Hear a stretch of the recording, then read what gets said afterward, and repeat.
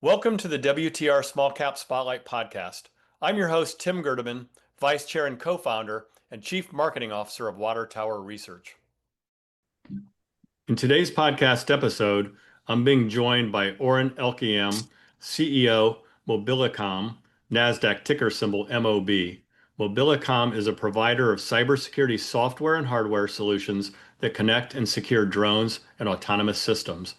Mobilicom secures next-generation military and industrial platforms against modern electronic warfare threats and is becoming an increasingly important supplier to U.S. Tier 1 defense platforms. Also joining us is my WTR Equity Research colleague, John Roy. Good morning, gentlemen, and thank you for joining today's podcast. Nice to see you, Tim. Oren? Thank you for having me. So, Oren, for those listeners not familiar with Mobilicom, can you please provide a quick overview of the company's business model and corporate strategy?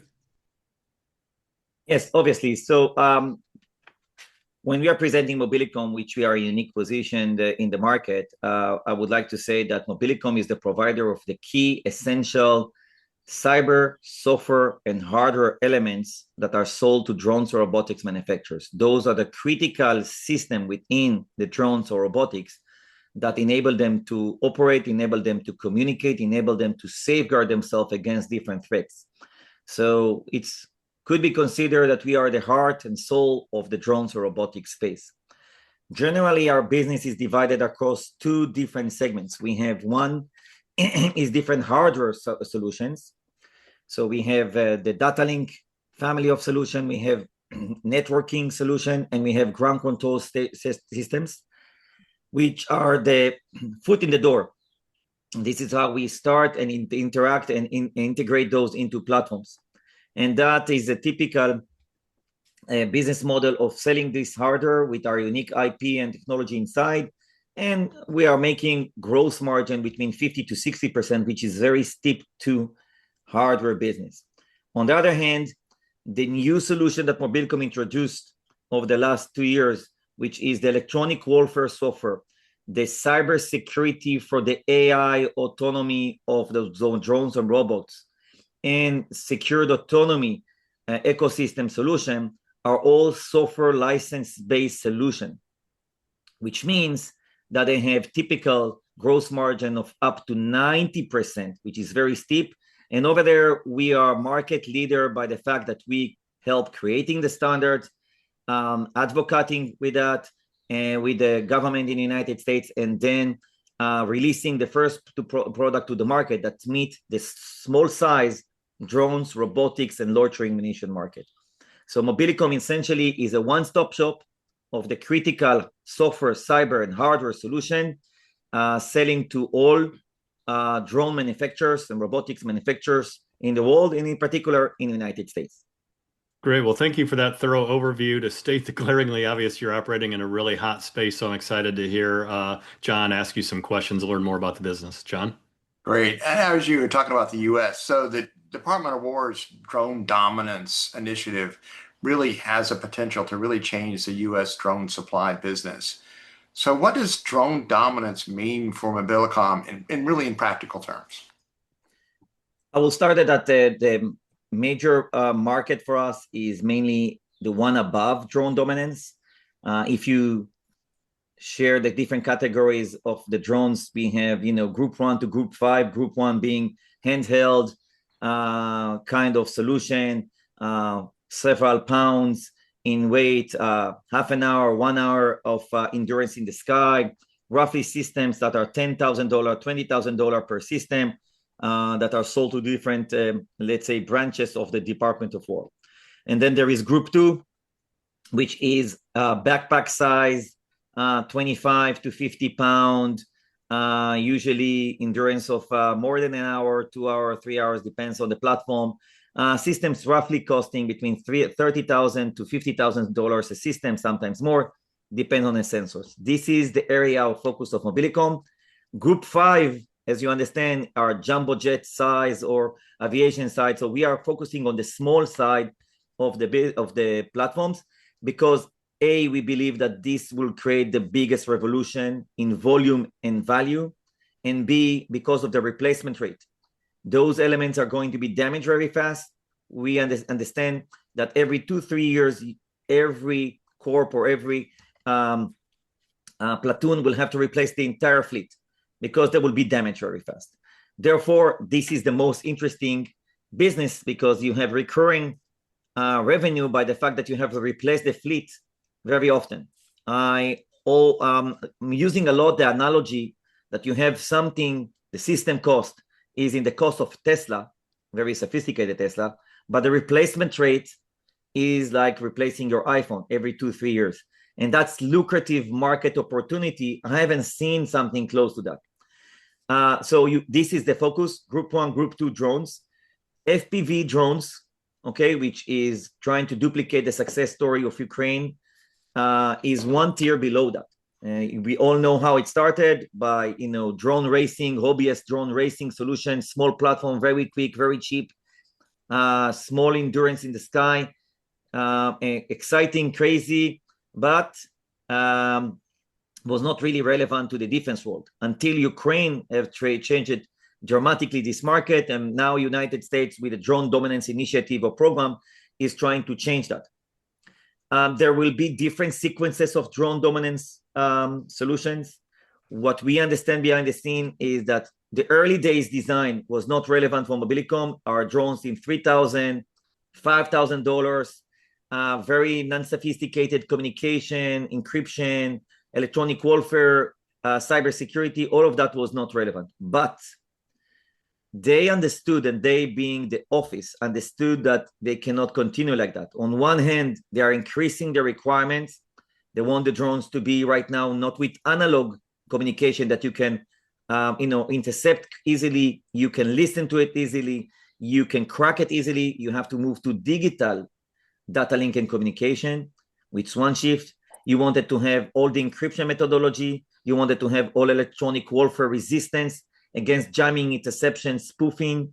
So now you are becoming a higher league of a drone. You wanted to work not 1 to 3 kilometers, 5, 10, 20 kilometers. You wanted to support safety of, loitering, kamikaze capabilities with payload of bomb, which means safety and communication and security much have to be harder. You want it to be easily monitored and operated. So you mean that pilot have to be not a savvy racer, but someone that is able to do it like any soldier in the field, which means that you have a flight computer, autonomy flight computer that will help them guide it and so on, and then move to fleets and swarms in the next phases. All of that means that the price will not be the same. You cannot start and now saying, okay, I want a Porsche level and then charge a Kia prices, or I don't know what to say, Kia or Ford or whatever we want to say, okay? But this is the idea behind that, and they are understanding that. We spoke with these offices a week ago or 2 weeks ago. We understand and working with different providers and competitors and the ecosystem partners. It seems like the drone dominance is going through a revolution, and they will have higher tier drones like the 20 kilometers, like the loitering kamikaze drones, that the price will be different, or the price that they set will not include the data links or electronic warfare or the payload of the bomb. So it means that the price of the system is much higher. And therefore, it's opened the door for Mobilicom's uniqueness, credibility, capable solution to the market. I would like to say that they also changed the regulation. If you carefully read the recent drone dominance phase, Gauntlet 2, okay, they already said that data link wise, they want digital, encrypted, and electronic warfare, which means that they are aiming for those that are able to provide it with Blue UAS, NDAA certified, local production in the United States, and so forth. So now we are back to almost, 5 vendors that can do that today, which Mobilicom is one of 5. And that changed dramatically the opportunity for us, because they guided those people to those that meeting all the regulation certification in America, endorsed and already have the credibility and US product with US manufacturing, which is Mobilicom. On the other hand, they also allude to cybersecurity items. When they will come to deployments in in beginning of 2027, in middle of 2027, phase 3 and phase 4, they require new cyber capabilities to test the platform, to align themselves with different things, which makes our OS3, operations, security, safety, and standard compliance, and all the rest are very relevant to the drone dominance. So we started the discussion by the fact that we are very focused on Group 1, Group 2, and FPV drones are beneath that. But the changes recently that happened regulatory-wise and their requirements made that Mobilicom is one of the best candidates to provide the ecosystem with a solution to meet the new requirements of the hardware, communication, and other pieces, electronic warfare, and the new requirements for the cybersecurity. I can tell you that I'm amazed that I'm meeting with some of the CEOs of those companies, and few of them understand that they have such cyber requirements that will kick in phase 3, phase 4, which is 2027. So being very in depth into the details of the program and requirements and office roadmap, I think it becomes, it's going towards solutions like Mobilicom, and definitely in the cybersecurity, data links, and electronic warfare. So it's put us very much into the game, and that's exciting.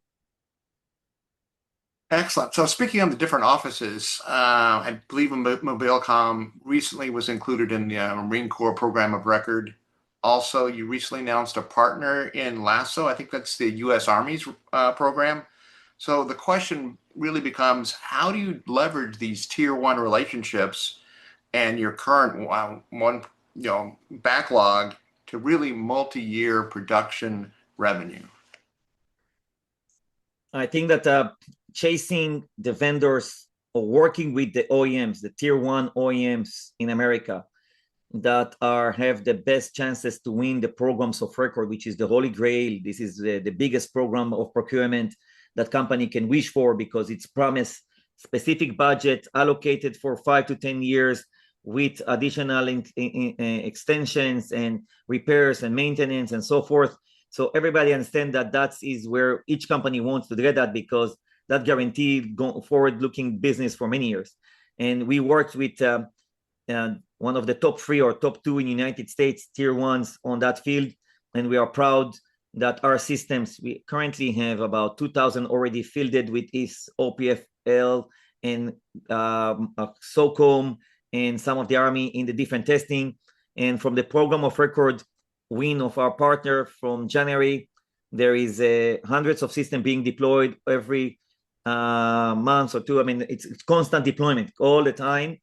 And that increased the footprint of Mobilicom in the United States. On the back of that, the new program of record put us again with our partners as contributors and leaders. We changed the environment around Mobilicom because we have 3 critical pillars. We have all the regulation, standardization that you have to pass in order to be valid for American drones or Department of War drones, which is great endorsement and credibility.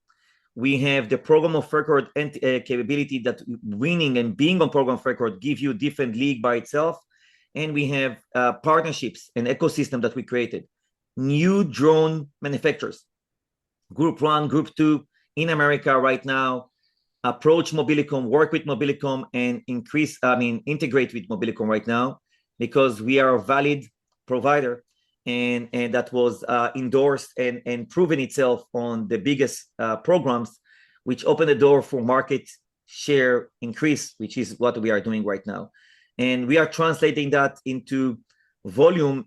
I think that the market, it will take time for the market to adjust from winning programs to deploying programs and mass scale those.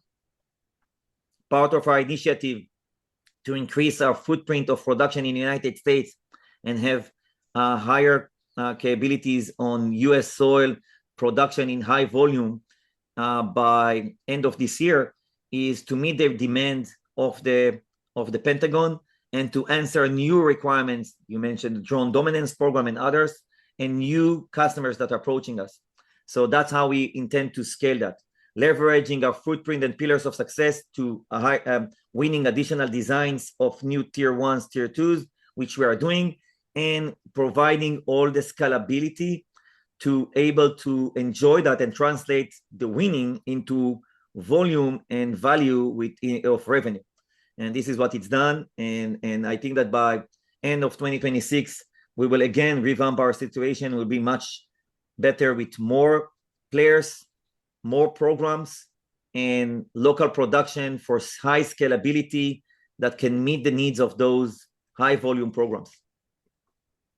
Excellent. Now, you were mentioning before you have a significant amount of software, and your corporate strategy, obviously, with 90% plus gross margins on software, is looking into that pretty hard. So really, how does the software first approach really maintain that margin profile and accelerate your timeline to becoming cash flow positive? I think it goes down to one parameter which is critical to investors, which is called the ROIC, the return on invested capital. Okay, why it's important? Because investor would like to understand if a company is what is the gross margin of their business, how intensive is their investment should be made in order to scale to higher volumes, and how you translate the top line to the bottom line from the revenue to the profit. And let's discuss that with Mobilicom, because I don't believe that you will find a more interesting ticker than Mobilicom with that capabilities. So first, if you have software and cyber, which are going to take higher and higher percentage as we move forward. So 2027, it will be higher. The percentage of software will be high and cyber will be higher. 28 and so on. So we intend to have higher value and volume or percentage of our sales in this licensing, software, or cyber, which means that instead of being 50 to 60% gross margin, the company overall gross margin will have better mix of the 90%. So we will grow that. And if you're having a company with 70, 75, 80% gross margin, it's phenomenal tool of profitability and growth. Second, we are very, very, let's say, efficient company in our structure.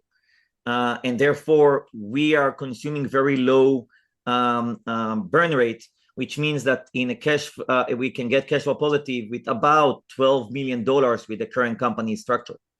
So that means that once we are getting there, which could be in few quarters, we believe that our capability to scale and move from one-time production we have to now to 10 times production and capacity will be in very low investment, because we are using contract manufacturers. We own the IP, we own the drawing, we own the software.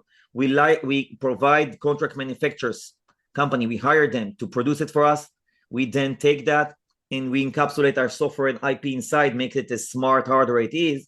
And therefore we can scale faster by contract. I don't have to build the factory place, and I don't have to buy the machinery. I don't have to put a lot of employees, training, test sites, and so on. That is very relevant to drone companies that you see on the NASDAQ or other intensive work and labor hardware businesses. So we can do 10 times production with very minimal management in investment on the process, and that's unique. So we can scale. So we have high gross margin, high capability of scalability with low investment, which means that in ROIC, we are a very, very interesting company. And then once we cash flow positive, most of the top line is translated to the bottom line. And that's unique. That's really unique, because if you have 70, 75, 80% gross margin with minimal scalability cost, really, really small, then the entire top line is translated to the bottom line. And then you create an engine, a company that can grow very fast. And if you are looking on companies like Palantir and the rest, you understand that. And that's Mobilicom. And we early in the game understood that we want to be more than one-stop provider, and I will discuss that if you allow me later. And the software mix and cyber mix are the elements that will stay. If you look on any revolution worldwide, any revolution of every generation that we've seen of different revolutions, hardware was the beginning. Hardware had a lot of pressure points on pricing as they scale. but the winners for long-term were the operating systems, cyber, software providers that continue to win and grow. And that's why Mobilicom over the years have the foot in the door with the hardware, which is essential, give us the footprint and the real estate to then burn our cyber and software on board that will be the revenue maker, the profit maker, and will last for long term. Right now, so you've got the hardware and the software, and obviously over time, hardware, unless it really is unique, does tend to get their margins squeezed. One of the other things, though, is that the FCC has granted you trusted drone status. So is that something else? I think it's only 3 other companies that have that. How is that unique to you, or not unique, but an advantage to you from a selling and a winning perspective of winning deals? When we are discussing with different vendors, it's all about who you believe that will help the OEMs scale their business, win their business. You spoke about the drone dominance. I will tell you one thing is there is from the first round of drone dominance, there were 11 companies that got to the finalist. If I recall right, from information that I got, only 4 eventually got the contracts. 11 were supposed to get the contracts for scalability, only 4, because the others fail on NDAA, fail on the cyber testing, fail on scalability on United States production. So they got to the gate and they couldn't enter the mass production program because of those things. If you're working with a partner that have all of those, that improve your chances of winning. So I encourage every OEM within United States that produce drones or outside that target the American programs to carefully understand their strategy, understand that they will eventually, it doesn't help you to get to phase 1, phase 2 of the program if you cannot win and sign the 30,000, 50,000 units of the mass market and scale. Otherwise, it doesn't matter. So you have to choose your partners, do your strategy, do your learning, and understand who can help you with that. Second, I think that, and that's an important factor, and those that have this trusted cyber that you mentioned is another proof point of credibility, of recommendation and endorsement. What it says on the Department of War letter and the FCC letter that issued to the public is that with the new regulation that was published this year, we don't just want regulatory procedures to validate solution, we want local production, and we want American solution in the critical elements. And then they define Mobilicom. Back then, we were one of the first 4, only 4 that received back then the early the endorsement. And all our products, including the cyber, the electronic warfare software, and so on, were in the list of recommended, endorsed, and defined as critical technology provider for America. So it's yet again another stamp, another badge, another medal that shows that Mobilicom is in the right place, the right time, and you want to partner with Mobilicom to make your smoother approach to win and scale your business as a drone manufacturer. This is my message, and I think that those partners have to understand that if they are doing their homework, and that's why we are repeating that, and we carefully tell them, choose your partners that will be able to scale with you. You were speaking about local production. I mean, obviously you'd like to sell a lot of software, but you still need to have the hardware to go ahead and support that. I believe you discussed building strategic inventory and establishing, U.S. manufacturing footprint. So can you give us a little more color on that strategy and where you are with that progress? I believe that there are 2 things. I mean, having a U.S. production to meet the regulation of the Pentagon, able to scale production in America independently, is critical, I think, to win the programs, especially drone dominance, and the others are alluding to that, but also program of record say, okay, if you want to win the business, you have to make it here. And that's clear. And I don't think that anyone else right now, I mean, don't start a business or plan a drone if you don't choose the partners that can give you that from day one. You are just adding risk to your capability. So choosing Mobilicom is smart move because you have all the endorsement, production, and so on. On the other factor, and that's the other than production and local production scalability, is the, let's say, supply chain. Supply chain becomes a critical factor right now. We all remember that we had the COVID, and there was a spike in demand of home appliances and electronics, and then we couldn't meet that, and cars production couldn't meet that, and so on, because of different reasons. I can share with you that according to our internal analysis, okay, I'm every few months getting a new update presentation from a COO on those items. The problem is going to be bigger, wider, and for longer term than what we experienced in the COVID. Again, a big issue is right now piling up on supply chain of electronics. There are three elements that contribute to that. One is all the AI revolution and production needs for AI, sites and so forth already occupy and took the demand for some of the components for 5 years forward and committed all the production line of some companies. So you cannot get some of the memories or some of the other things because they are fully committed. So the other company manufacturers that have their production, they have to now decide who they are selling to and how long it will take each one to get that. That's one revolution that really eliminate and A, increase the prices, B, change the lead time. Second, we all understand that the conflicts in the world created a situation what all the budgets that are fueling the defense market are jumping 5 times in many countries, which means that we have an arm race, which means that arm race is dependent on electronics. So the demand of electronics is skyrocketing on that, which is adding additional demand to the market. Okay, which amplifies the problem of, again, prices and lead time to get the components. And the third thing is the conflict in the Middle East. Some of the rare materials that you want to have to produce PCBs or other elements are limited right now, and therefore logistically and bringing some of the materials and some of those issues of logistical delivery again increase the price, increase the lead time. So those 3 pillars contribute to amazing evolving issue that I anticipate will stay for many years because the arm race, the AI race, and so on continue. Okay, they will not stop tomorrow. It's not one thing or one hiccup. Therefore, those that build the inventory that will enable them to deliver faster are ones that will be able to win on the back of the others.